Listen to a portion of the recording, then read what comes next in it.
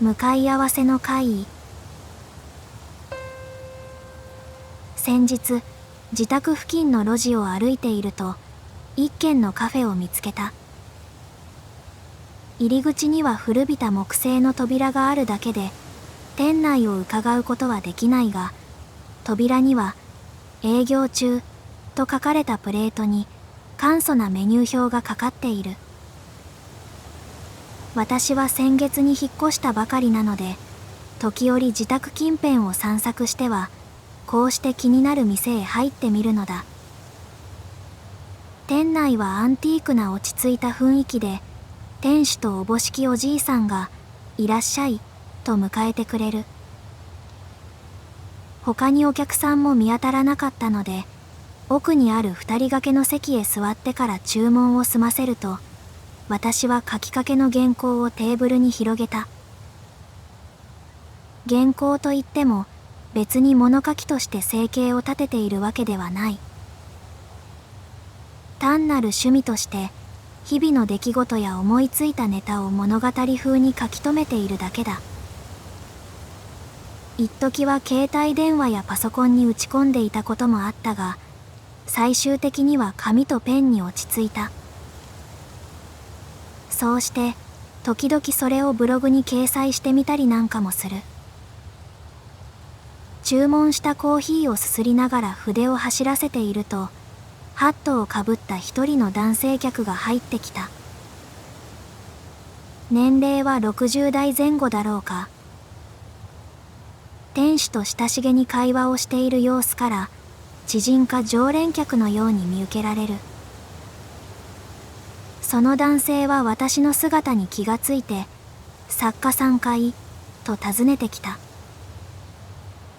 私は、そんな立派なものじゃないです、と言って視線を机の上に落としたが、向かいに座ってもいいかな、とかぶっていたハットを取って近づいてくる。少しためらったが、もしかしたら面白い話が聞けるかもしれないと思い承諾することにした。男性は頻繁にここへ足を運んでおり、かれこれ20年ほど通っているそうだ。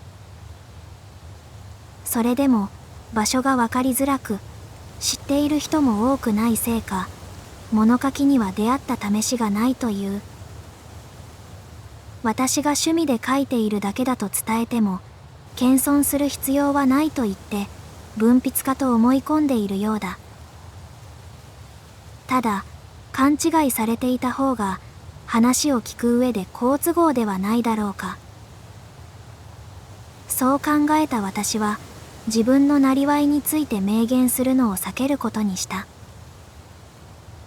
男性は、この町も随分変わったとか、あの店がうまいなど、取り留めのない話ばかりしている。尽きることのないよもやま話に辟易し始めた頃、話題は彼自身の昔話へと変わった。聞けば今でこそ平穏な日常を送っているが、かつては筆舌に尽くしがたいほど慌ただしい毎日だったのだとか。その中で決して忘れることのできない体験があるのだという。彼はホットコーヒーを注文すると、これまでの陽気さに反して静かに語り始めた。あれは昭和63年のことだ。時代はバブル景気の真っ只中。私は建設業の現場指揮官として働いていた。高層ビルや商業施設が次々と建てられ、バブルの恩恵を受けた人々は浮き足立っていたよ。もちろん、私が勤めていた会社も例に漏れず仕事が舞い込んだ。だが、人手は全く足りていなかった。それは競合他社も同じであるわけだから、人材確保に苦戦するのは当然だろう。高額な給与を提示し、来る者は皆採用にすることで、少しでも戦力を増やそうとしたが、必要な人数の半数も集まらなかった。しまいには、従業員の家族や友人にまで募集をかける始末だ。私は不安になったよ。こんな人数で仕事をこなせるわけがないと。それでも時代が時代だ。社長は気合で何とかしろと言うばかりで、現場のことなんか考えちゃいない。自分は高級会社で送迎されてうまいものが食えればいいのさ。夏の訪れを感じた頃、我々は複合商業施設の施工に取り掛かろうとしていた。山間の広大な敷地に宿泊施設はもちろんのこと、大浴場や屋内プール、飲食店からボーリング場まで遊びに必要なものはすべて揃っていたよ。これが完成したら従業員のみんなで来てやろうなんて話していたもんだ。ある晴れた朝、いつもそうしているように施工前の地鎮祭を行っていた時のことだ。神主が祝詞を読み上げていると、上空に凄まじい騒音が響き渡った。まるで金属がきしむような、何とも言い難い音だ。みんなで何事かと空を見上げても、音の発信源となりうるものは見当たらない。その場にいた全員が耳にしたのだから、聞き間違いではないはずだ。不思議なこともあるもんだ。そう思って視線を戻すと、神主が倒れ込んでいるではないか。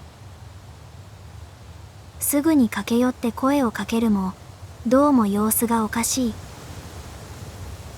神主はガタガタと震えて、しきりに上言を言っているものだから、うちの事務員を付き添わせて切り上げてもらうことにした。そうして地鎮祭も半ばに仕切り直そうとしたんだが、若い作業員はえらく怯えてしまってね。災いの前触れだ、とか、土地神の怒りに触れた、だの口々に言って聞かない。給与に色をつけるからと伝えて、やっとのことで思いとどまらせた。これ以上、貴重な作業員が減っては仕事にならない。ただでさえ人手が足りていないんだから。私が皆を励ますと、最後まで頑張ろうという気持ちになってくれたようだった。それから過酷な日々が続いた。みんなは通常の倍以上働いている。それでも作業が追いつかない。過労で倒れる作業員も出てきて、現場は一層混沌とするばかりだ。その上、こんな労働環境だから辞めたいと申し出る者が何人も現れてね。日を追うごとに一人、また一人と現場を去っていったよ。私を含めて残された作業員は死に物狂いで働いたさ。少ない人数のまま2ヶ月が経とうとしていた。作業こそ遅れていたものの、人員の数を考えれば悪くない進み具合だったと思う。建物全体の土台はおよそ仕上がっていたし、うまくいけば期日には間に合うかもしれないと感じるほどだった。だが、現実は甘くなかった。建設車両の運転手である佐藤が失踪したんだ。ここに来て、建設車両の運転手が減るのは非常にまずい。彼の自宅へ何度も電話をしたが、いくら待っても留守電につながるだけ。私は何か事件に巻き込まれたのではないかと思って、彼の自宅アパートまで訪ねたんだよ。でも、彼は出てこなかった。そこで念のため、ドアノブを回すと、扉が開いたんだ。名前を呼んでも返事はない。いよいよ彼の身が心配になってね。悪いとは思ったけど中へ入ることにしたんだ。部屋は足場もないほどに散らかっていた。いや、散らかっていたというより、荒らされていたという方が正しい。食器棚や冷蔵庫は倒れているし、テレビの画面も割れている。これはただごとでないと感じて、辺りを見回していると、テーブルの上に一枚の書き置きを見つけたんだ。そこには、走り書きでこう書かれていた。もう逃げられぬ。あの土地はいけない。初日の嫌な予感は間違いでなかった。ついに化け物は俺の部屋に姿を現す。これが夢であればどんなに良いことか。俺は仕事が嫌で逃げるのではない。これ以上耐えられぬのだ。現場の仲間には申し訳ない。最後まで読み終えたとき、何かが背後を横切る気配がした。とっさに振り返ったが、何事もない。こんなことで怯えている自分が情けなかったよ。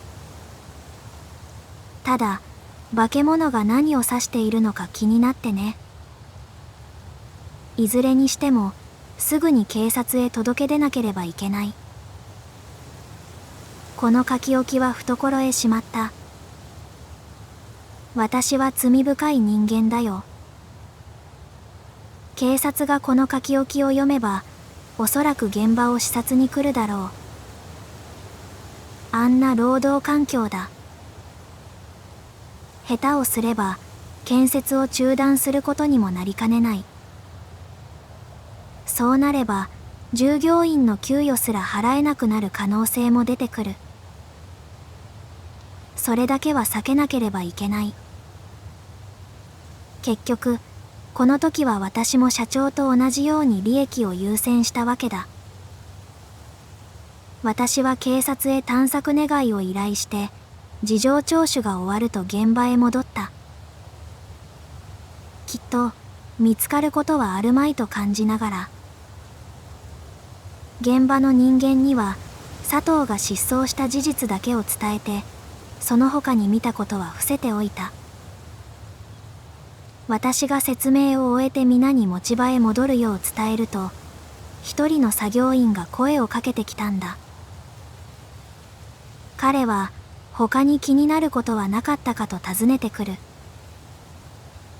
何でも、彼は失踪した佐藤とは仲が良く、昨夜に部屋を訪ねたところ、中からけたたましい物音と怒声が聞こえてきたので怖くなって引き返したそうだ。私は彼を管理室へ連れて行き、詳しい話を伺うことにした。彼の話によると、佐藤は毎日のように、この土地はまずい、と言って、何かに怯えているような素振りを見せていたのだとか。ある時は虚空を見つめてぼーっとしていたり、唐突に背後を振り返ったり、日に日に不可解な挙動が増えていったらしい。そうした言動を見せるようになったのは、ある出来事がきっかけだという。着工から1ヶ月が過ぎた頃、彼がいつものように資材を運んでいると、ちょっと来てくれ、と佐藤に呼ばれた。彼が駆け寄ると、佐藤は泥まみれの衣装箱を抱えている。重機で地面を鳴らしていたところ、地中に埋められていたそれが姿を現したので掘り起こしたそうだ。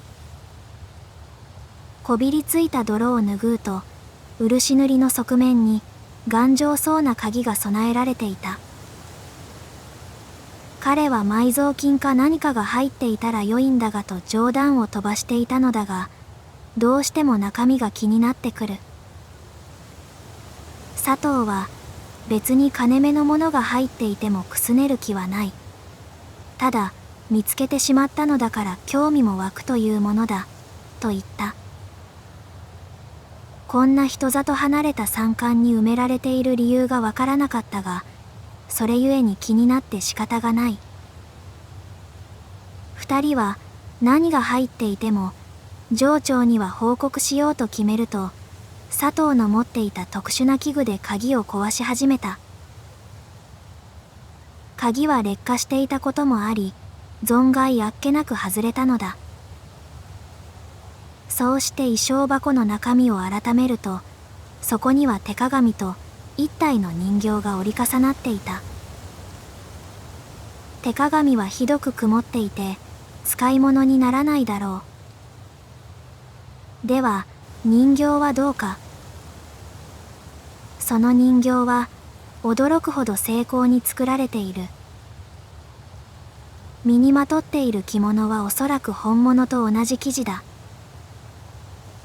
髪の毛はまるで生きた人間のように艶がある。人形としては珍しく瞳は閉じていたが、肌の質感も実物と遜色がない。彼がそんなことを考えていると、佐藤も同じことを思ったのか、人形を手に取って眺めている。今にも目を覚ましそうなくらいよくできているな。佐藤は持っていた人形を置くと、今度は手鏡を手に取って頭上へかざした。何度か角度を変えながら、これはダメだな、映りゃしない、とつぶやいたのだが、突然、うわ、と叫んで手鏡を放り投げると、先ほど壊した鍵に当たって割れてしまった。佐藤は肩で息をしながら、割れた手鏡を一心に見つめている。どうしたのだろうか。しばらくして佐藤は見たかと尋ねてきたので、彼は何もと答えた。老婆が映り込んだ気のせいじゃない。そんなバカな。彼には到底信じることができない。しかし、ただでさえ曇っている鏡を見間違うことなどあるだろうか。佐藤は息を荒げながら、これはとんでもないものだ。今すぐ戻そう、というので、彼も言われるがままに手伝うしかなかった。割れた手鏡の破片を拾い集め、壊した鍵もすべて衣装箱に放り込んだ。そして、衣装箱の蓋を閉めようとしたとき、人形の違和感に気がついた。目が開いている。それは不自然なほど大きく見開かれていた。彼が驚きの叫びを発するよりも早く、佐藤が衣装箱を奪い取ると、掘り起こした穴に戻して重機で土をかぶせていく。彼はただ唖然としていることしかできなかった。衣装箱が埋め終わると、佐藤は彼のもとへやってきた。このことは誰にも口外するな。彼も言うつもりはなかったし、言ったところで信じてもらえないだろう。それから二人は何事もなかったかのように、おのおのの作業に専念したという。いや、仕事に没頭することで忘れたかっただけなのかもしれない。それでも、決して忘れることはできなかった。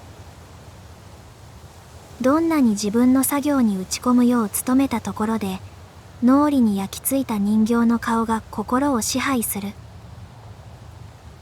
それが一日中続くのだ。どうすることもできないまま。そんな中、佐藤は姿を消したのだった。一通りの話を聞き終えた私は、どう言葉を返してよいかわからなかった。誰だって、こんな話を聞かされたら同じような心境になるだろう。私がまごついているうちに、彼が口を開いた。今日限りでやめさせていただきたい。彼の気持ちを考えれば無理もない。むしろよく今日まで続けてくれたものだ。だけど、はいそうですかというわけにもいかないんだ。何度も言うように人手が足りていないんだから。私は少しでも彼を長く引き止めようと思って給与を上乗せする話を持ち出した。だが彼は首を横に振った。佐藤と同じ末路をたどらせるつもりですか。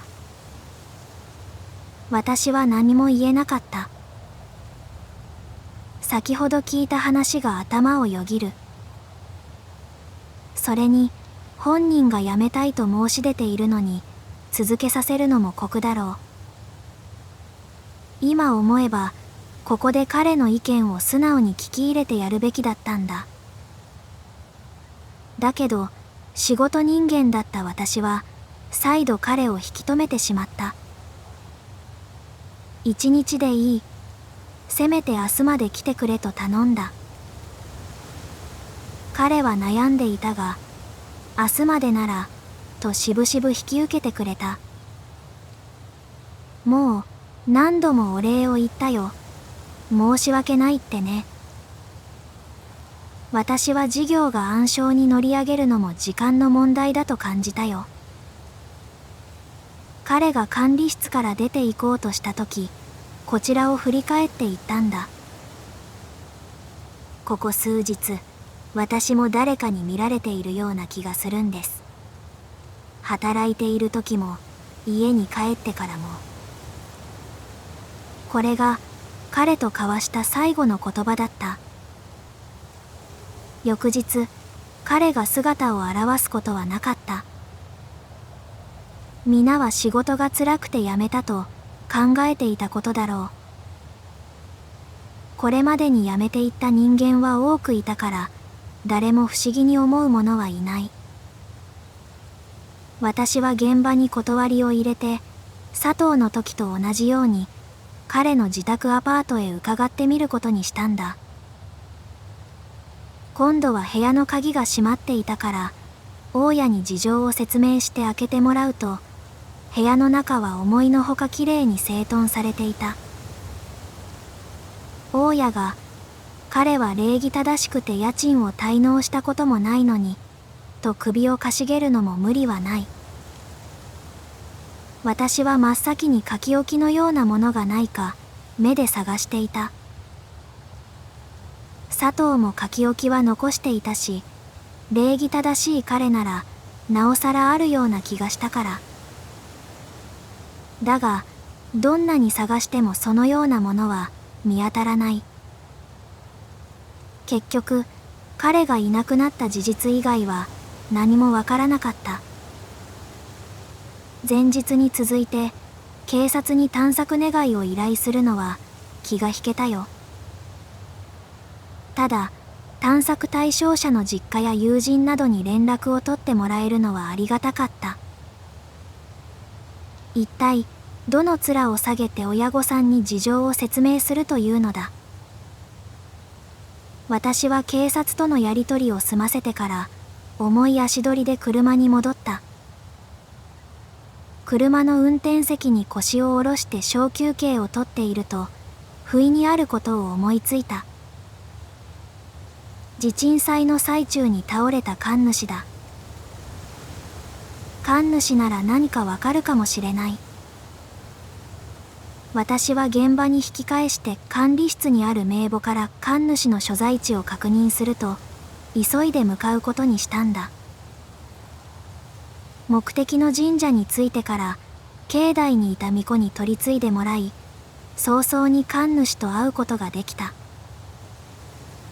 私が九段の現場指揮官であることを伝えると、神主は露骨に嫌な顔をしたが、こちらへ来なさい、と奥の居間へ案内してくれた。お互いが居間の座布団へ座ると、これまでに起こった出来事を話せというものだから、洗いざらいすべてのことを喋ったんだ。私が話し終わると、神主は大きくため息をついて言った。お宅から地鎮祭の依頼があったとき、初めは断ったんだよ。どこに依頼しても大抵は断られるだろうとね。あの場所が良くないことは我々の間で有名だから。でもお宅の担当者は頑として聞かなかった。そんなのは俗言だと言わんばかりにね。だから他の仲間に迷惑がかかるくらいならと引き受けたんだよ。私は心苦しく思うと同時に仕方がないとも思った。あんな大規模な工事に地鎮祭をやらないという選択肢はない。なぜなら我々は地鎮祭をやったという事実が欲しいだけなのだから。もちろん仮にやっていなかったとしても結果は変わらない。ただやらなければこうして神主に話を伺うこともないだろうから、やはりやっておくがよいのであろう。神主は見せたいものがあると言って居間の隅にある古いタンスから一冊の資料を取り出した。そこにはあの山間部にまつわる土地の変遷が事細かに記されているという。資料によるとあの土地にはかつて一つの集落があったそうだ。集落の住人は外部との接触がほとんどなく自給自足の生活を送っていたらしい。それが戦後間もなくしてダムの建設が決まったのだ。集落は猛反対した。だが政府は金をばらまき、従わない者には片っ端から圧力をかけたので次第に住人は減っていったそうだ。そうしてついに一人の住人を残して集落の人間はいなくなった。唯一残ったその人物とは集落に最も長く住む老婆だったという。老婆はどんなに大金を積まれてもひどい圧力をかけられても屈することはなかった。そこで政府は最終手段に出た。老婆の住居を無視してダムを建設する取り計らいとしたのだ。そうすることでおのずと集落を出ていくより仕方なくなるよう仕向けたのだろう。その通達を受けた老婆はようやく建設を認めた。ただし老婆は集落を出るまでに10日間待ってほしいという条件をつけたそうだ。政府はたやすい御用であると老婆の条件を快諾した。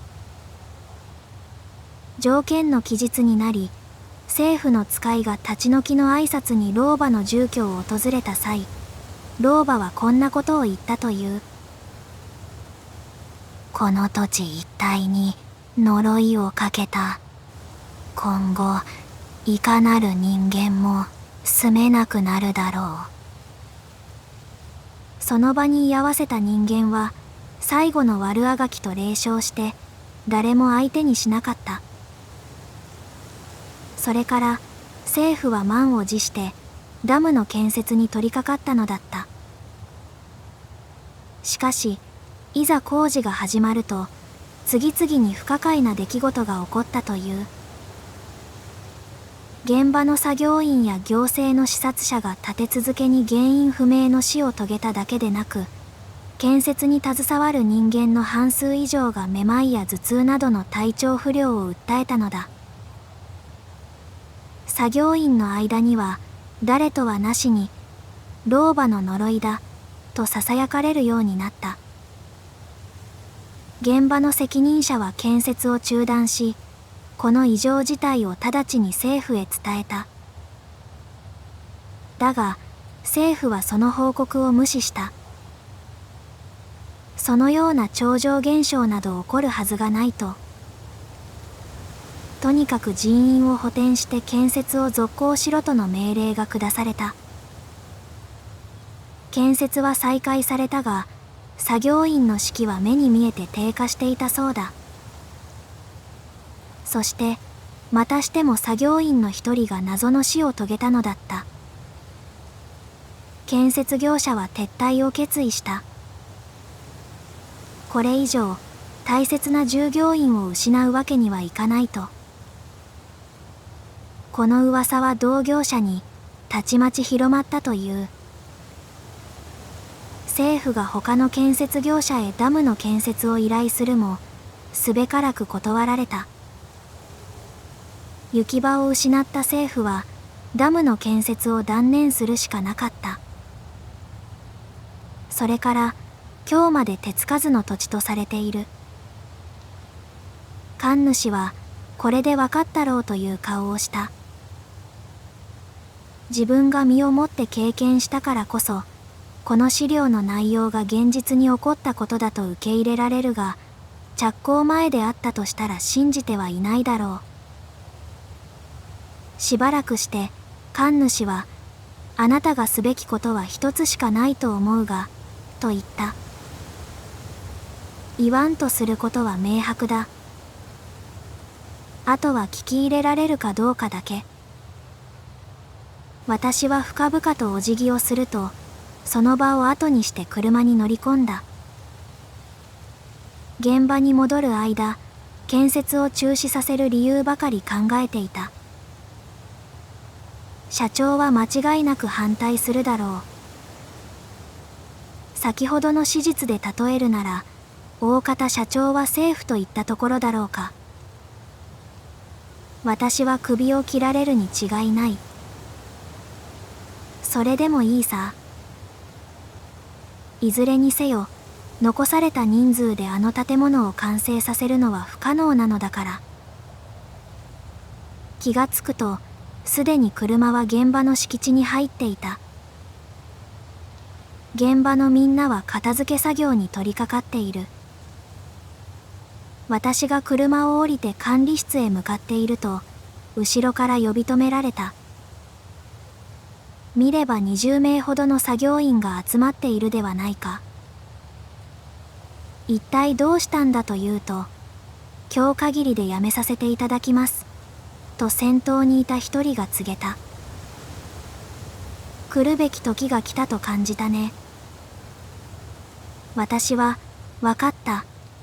今までよく頑張ってくれた、と伝えると、あっさりと認められたことが予想外だったのか、皆は驚いた顔をしていたよ。少し会って、事務員から日当を受け取った皆は、お世話になりました、と軽く頭を下げて去っていった。もうおしまいだ。人員は足りていないし、集めることもできない。私が管理室へ入ると、運が良いのか、そこには社長と現場責任者の姿がある。社長は私を見るなり、貴様らは何をやっているんだ。全然進んでいないじゃないか、と激高した。ああ、この人は何も分かってくれはしないんだ、と落胆したね。崩壊の足音はすぐそこまで迫っているというのに。利益を独占したい社長の判断が招いた結果なのだ。他社と協力して取り組む提案を蹴ったのも社長自身だ。これ以上作業を進めるのは不可能です。たった今20人ほどの作業員が辞めていきました。これを聞いた社長は顔を真っ赤にして、今すぐ呼び戻せ、と怒鳴るばかり。私が呆れていると、現場責任者が口を開いた。